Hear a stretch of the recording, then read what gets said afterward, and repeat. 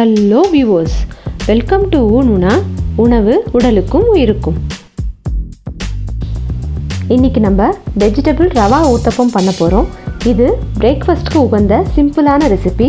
வாங்க எப்படி பண்ணுறதுன்னு பார்க்கலாம். இந்த ஊத்தப்பம் செய்கிறதுக்கு முதல்ல ஒரு பவுலில் 1 கப் ரவையை வறுக்க தேவையில்லை, 1/2 கப் தயிர், 2 டேபிள் ஸ்பூன் மைதா. இது ஆப்ஷனல் தான், உங்களுக்கு தேவைன்னா போட்டுக்கோங்க.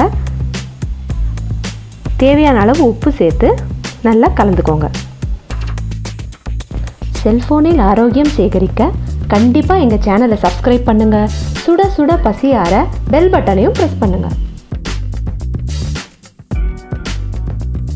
இப்போது தேவையான அளவு தண்ணி ஊற்றி இந்த பதத்துக்கு கலந்துக்கோங்க. கலந்த இந்த மாவை ஒரு 10 நிமிஷம் தனியாக எடுத்து வச்சுருங்க.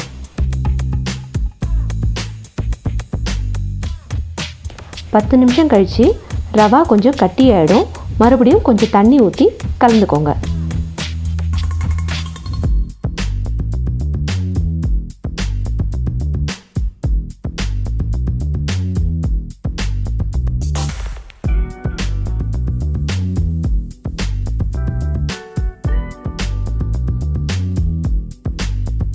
ஊத்தப்பம் மேலே போடுறதுக்கு உங்களுக்கு விருப்பமான காய்கறிகளை இந்த மாதிரி நறுக்கி வச்சுக்கோங்க.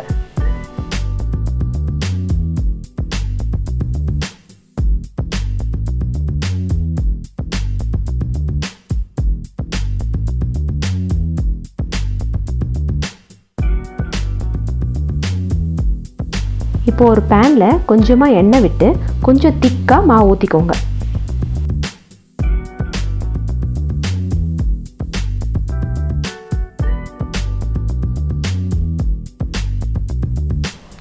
ஊத்தப்பம் மேலே தூவுறதுக்கு கொஞ்சமாக வெங்காயம், தக்காளி, நறுக்கின குடைமிளகாய், துருவின கேரட், நறுக்கின பச்சை மிளகாய், கொஞ்சமாக கொத்தமல்லி சேர்த்துக்கோங்க. குழந்தைங்களுக்கு கொடுக்கறதா இருந்தால் பச்சை மிளகா சேர்த்துக்காதீங்க.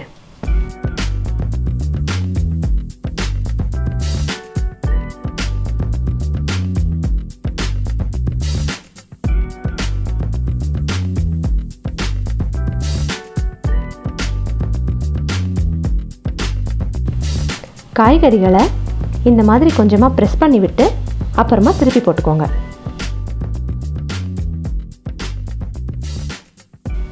நாங்கள் சொன்ன அளவுக்கு எங்களுக்கு 6 ஊத்தப்பம் வந்துச்சு. உங்களுக்கு தேவையான அளவு நீங்கள் எடுத்துக்கோங்க.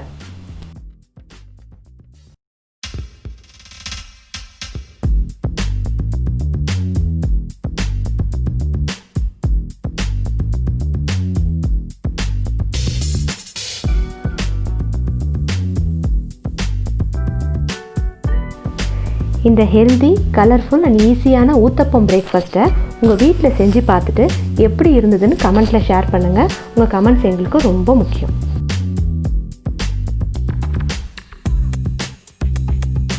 வீடியோ பார்த்ததற்கு நன்றி. மீண்டும் அடுத்த வீடியோவில் சந்திப்போம்.